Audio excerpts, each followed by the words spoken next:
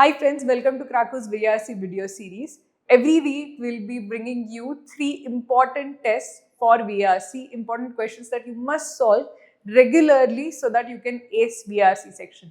VRC section is one of those sections where consistent practice is extremely important. You see the gains after a few months. There is no immediate improvement in VRC. So in such cases, you have to put in efforts regularly for months on end before you see any improvement.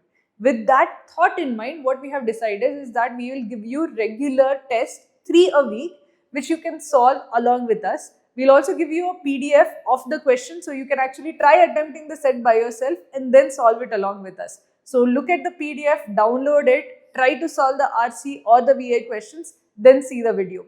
Do this consistently. These are only 3 tests a week, so it is extremely doable. But do this consistently and slowly over time you will see yourself improving. So I hope to see you come in every single week and solve these 3 tests. If you need more VRC practice tests, just search for Kraku VRC sets and you will get a lot more tests like these. Keep solving, keep practicing and keep getting better. I hope to see all of you completely crack the VRC section in CAT 2026. Hi friends, welcome to Krako's video series. I'm Saili Kale. In this particular video, we are taking a look at an analytical passage on craftsmanship, understanding the historical factors which led to the decline of craftsmanship and now its revival, and what essentially would be needed to pivot towards crafts and craftsmanship as such. So we'll go through the passage paragraph by paragraph and then take a look at the questions. This is an analytical RC, so there is not a clear point of view or a clear message that the author is trying to make. He's just trying to consider the different factors that we need to think when we think of craftsmanship. What was the context? What are the different factors? He's just thinking out loud as such. So with that, let's go paragraph by paragraph. The idea of craftsmanship is not simply nostalgic. Craft requires distinct skills, an all-round approach to work that involves the whole product rather than individual parts, and an attitude that necessitates devotion to the job and a focus on the communal interest. The concept of craft emphasizes the human touch and individual judgment.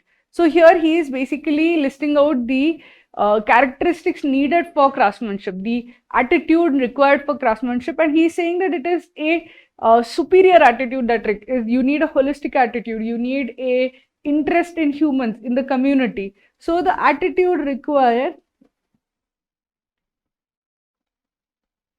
for craftsmanship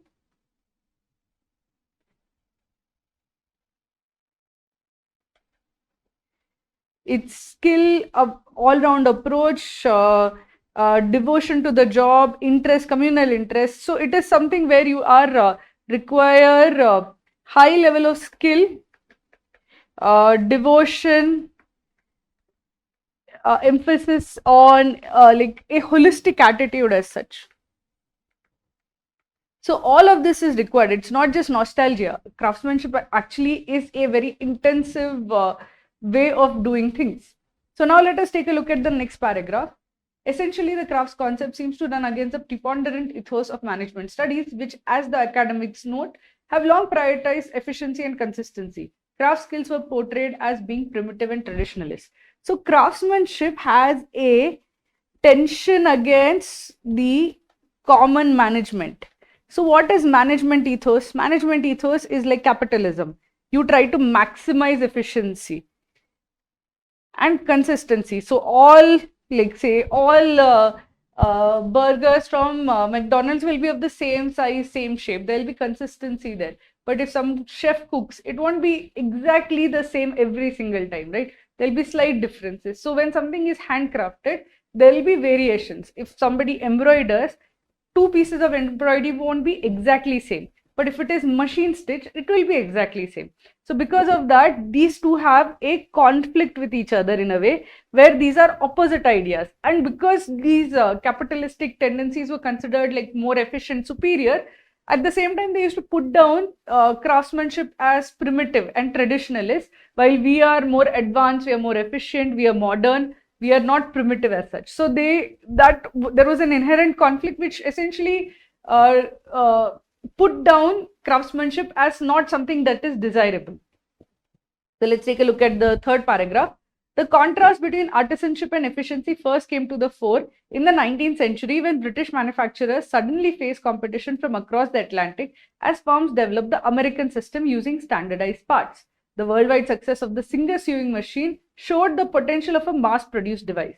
This process created its own reaction, first in the form of the arts and crafts movement of the late 19th century, and then again in the small is beautiful movement of the 1970s. A third crafts movement is emerging as people became aware of the environmental impact of conventional industry. So, for the first time in the start of the 19th century, we had this conflict between or contrast between artisanship and efficiency, which is basically mass production.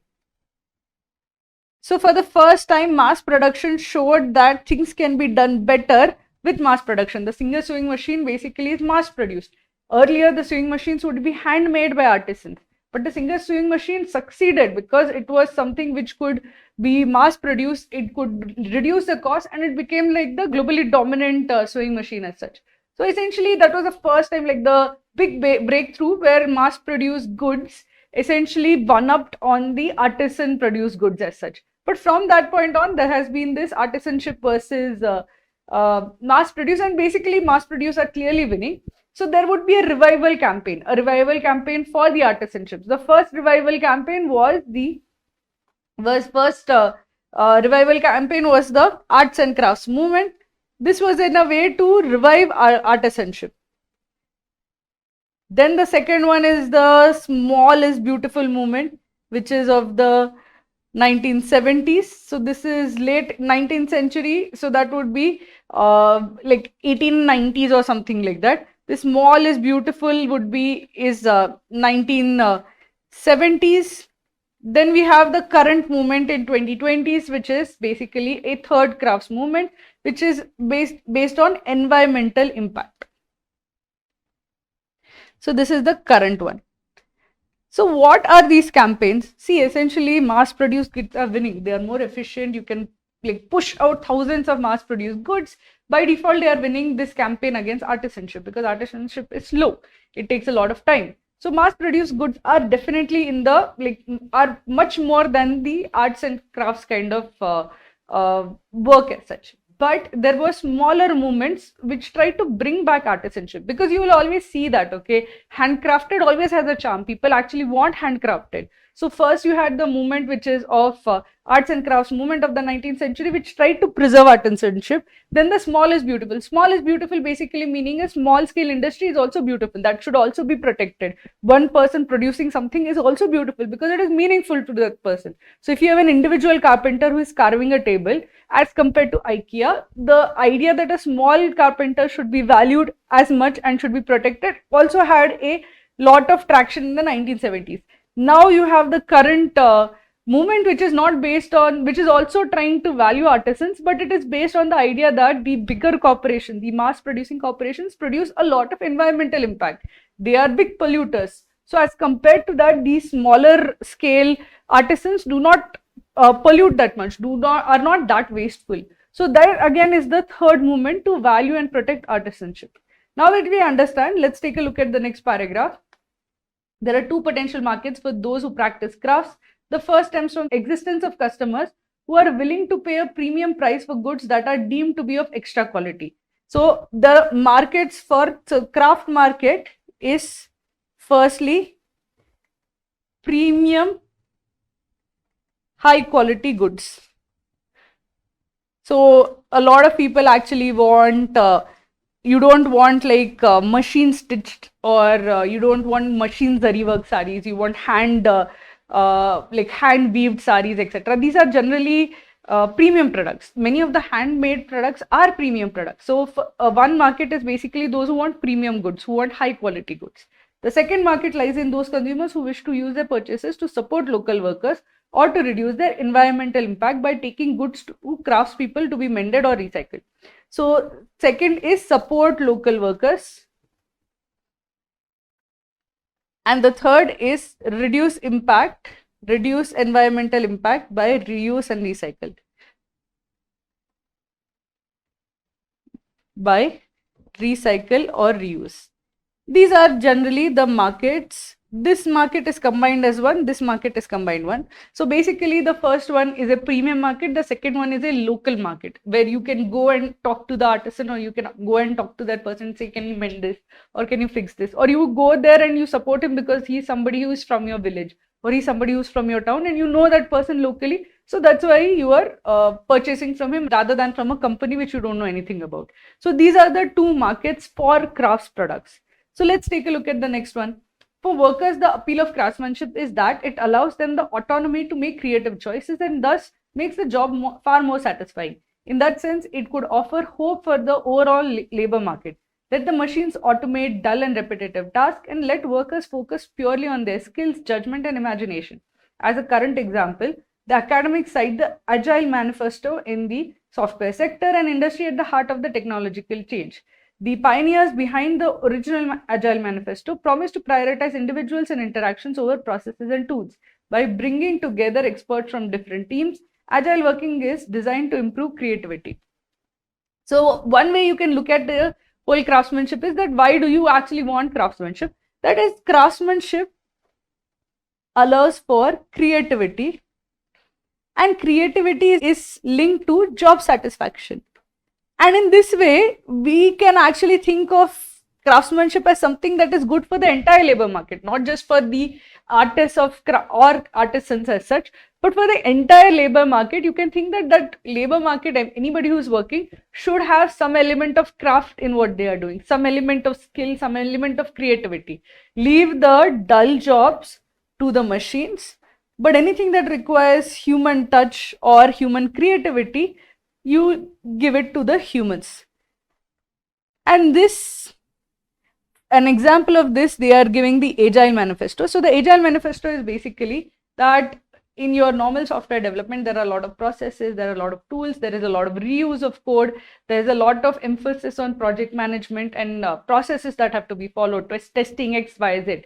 So Agile Manifesto is trying to run counter to it, because this is dull, boring work. Okay, it is repetitive work. It is not something that is going to give a lot of creative satisfaction for the high quality coders and high quality designers as such. So for them, they are part of an agile team, which is a high quality team of people who are very talented, and then they do only the creative stuff. They do the higher end stuff, so that is more fulfilling to them. And you can think of this that this should be done for every field, where humans do the high quality and high impact stuff, and the dull, boring work is left for the machines. This is what the author is thinking, that this is one way or one insight that we can take away from craftsmanship.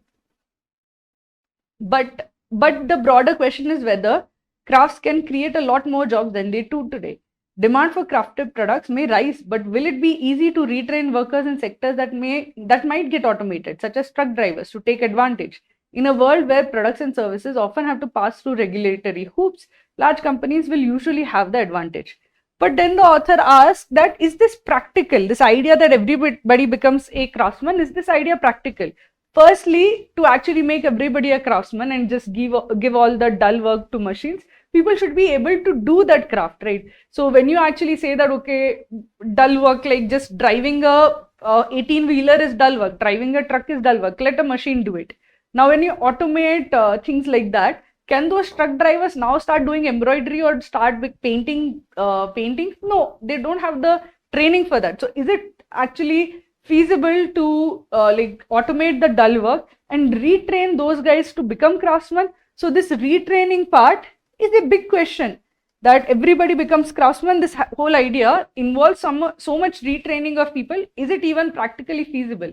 Now, the second problem with this idea of having craftsmanship is that a lot of products require regulatory approvals, which larger companies can do, but smaller companies or singular artisans will not be able to do as well.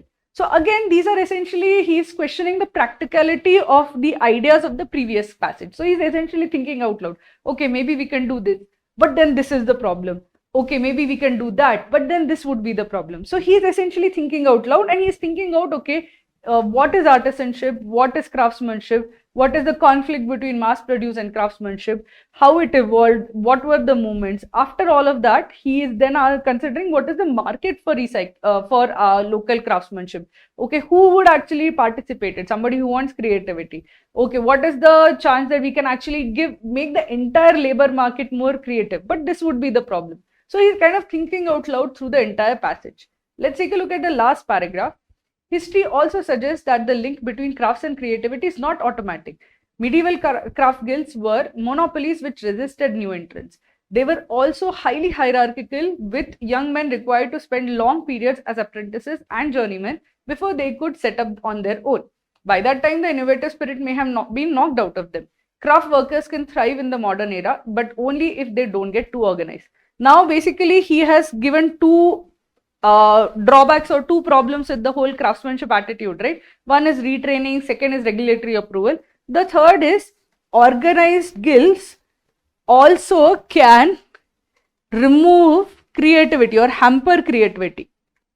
The whole point of a craftsman kind of craftsmanship was that it allows for creativity for the person who is working, right? But if the crafting guild becomes organized like they used to be in medieval times, that could also kill all innovation and creativity. So these are all the problems. So this is his suggestion, but then he also identifies all the problems with those suggestions. So now that you understand that, he's saying that, okay, craftsmanship is there, this is why it was actually initially looked down upon. These were the revival movements. These are the markets for craftsmanship in today's times. And if there is a revival in craftsmanship, this would be the advantage.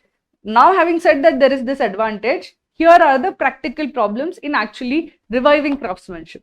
So now that you understand what he's trying to do through the passage, let's take a look at the questions. We can infer from the passage that medieval craft guilds resembled mass production in that both. Now, medieval crafts guild had craftsmen, artisans, individual productions, but because they were highly hierarchical, they removed or basically killed any innovation spirit. They did not allow people at the very beginning of their career to start doing things. You have to be a journeyman. Journeyman basically means like a sales agent. You have to go from place to sell things. And that kind of thing would mean what? That you don't start producing until you have hit middle age. You don't start making things until you're like middle aged or you're at least older, which would mean that the time of youth when you are your most creative best is actually lost entirely. That was the commonality where, because it was so organized, it was not really, it would kill creativity. Now let's take a look at the options. Did not necessarily promote creativity. This is exactly the case. Mass production anyway is not the place where creativity is there. Not a whole lot of creativity is there. Creativity is generally in the domain of craftsmanship. Similarly, for the craft guilds also, they used to try to make a hierarchical structure that would actually make it difficult for these individual craftsmen to also be innovative or creative. So one would be the right answer. Let's take a look at why B, C, D is the wrong answer. Discourage innovation by restricting entry through strict rules. This is true for the crafts guild, but this is not true for mass production. Mass production does not discourage innovation through entry rules. It discourages innovation through mass production, where everything has to be consistent and of the same shape and same size. Then there is no individual decision or individual autonomy. And because of that, there is no creativity. So while B is true for guild, it is not true for mass production. So B can be eliminated. Did not always employ egalitarian production processes. This is true for mass production, but not true for the guild.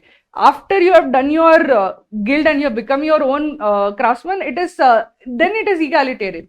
So C is also not applicable to both. Focused excessively on product quality. Again, this has not been given as a point of commonality to either. Mass production focus on excessive quality is not there. It is focused on efficiency and consistency. Similarly, this might be a quality of medieval crafts guild, but it is not really a quality of the guild as much as it is a quality of of craftsmanship in turn. So D is not something that is common to both. It is definitely not common. D is definitely not a characteristic of mass production, so we can eliminate it. Only A is common to both things. Let's consider the second question. Which one of the following statements is not inconsistent with the view stated in the passage? So it has to be consistent. Not inconsistent means it is consistent. We need to support the crafts, only then we can retain the creativity intrinsic to their production. only then is the problem. We need to support crafts to retain creativity intrinsic to the production is fine. That creativity is fostered by crafts. That is true. But only then is the only problem here, because it implies that this is the only way to do it. But we can actually protect creativity without actually supporting the crafts. Maybe there is a way to introduce creativity in mass production. We do not know whether that is the case or not. So this only creates a distortion, which is why A can be eliminated.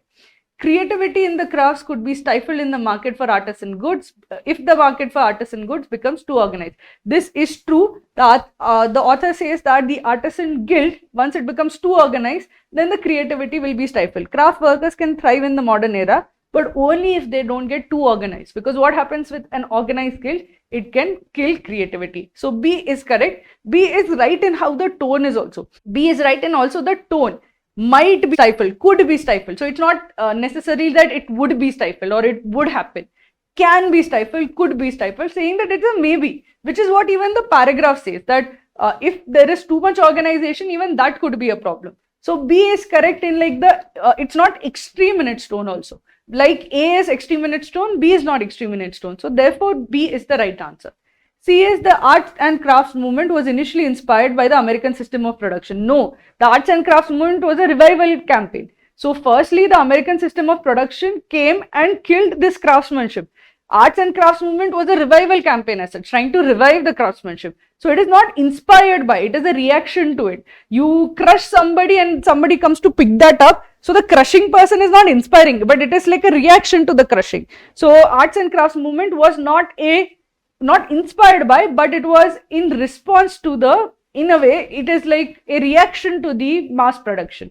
So C is incorrect. The agile movement in software is a throwback to the tenets of the medieval crafts guild. Absolutely not. If you see the agile movement, it is about individuals and interactions. It is prioritizing creativity, and creativity was not necessarily part of medieval crafts guild. So this is supposed to be creative while this is not. So D is incorrect. B is the right answer.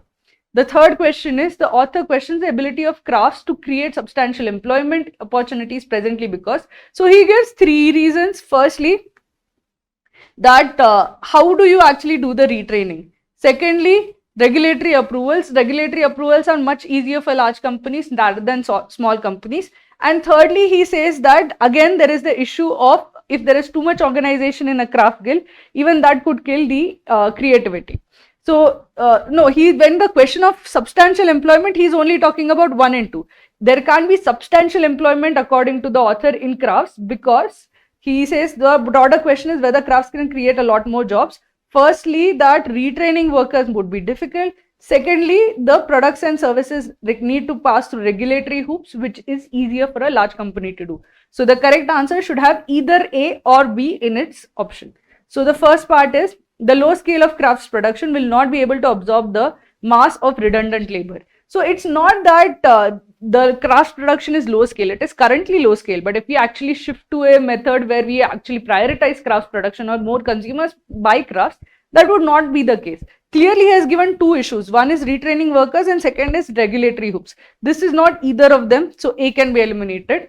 Regulatory requirements could make it difficult for small crafts outfits to compete. This is exactly given as the second option, that regulatory hoops are easier for large companies rather than for small companies. So B would be the answer.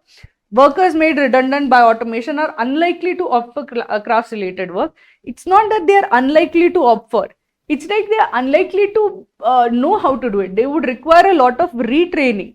That is, if you are a truck driver, it's not that a truck driver does not want to like weave saris or do handmade stuff, but he would know how to do it. You would have to retrain a lot of people, which again might not be feasible as such. So the issue is not about option, it is about the feasibility of retraining. So C is distorted, so C can be eliminated. Crafts guilds tend to resist new entrants and are unlikely to accept large number of trainees. This part is not related to the new system or the new era. Crafts guilds were medieval crafts guilds. That was the case then. What the author says is that we should not allow a lot of organization within crafts guilds. We should not allow them to become like very rigid in their structure. But that is not the reason why he thinks that it might not create a lot of employment opportunities. That is a separate reason as such. So D is not the correct answer. B is the right answer.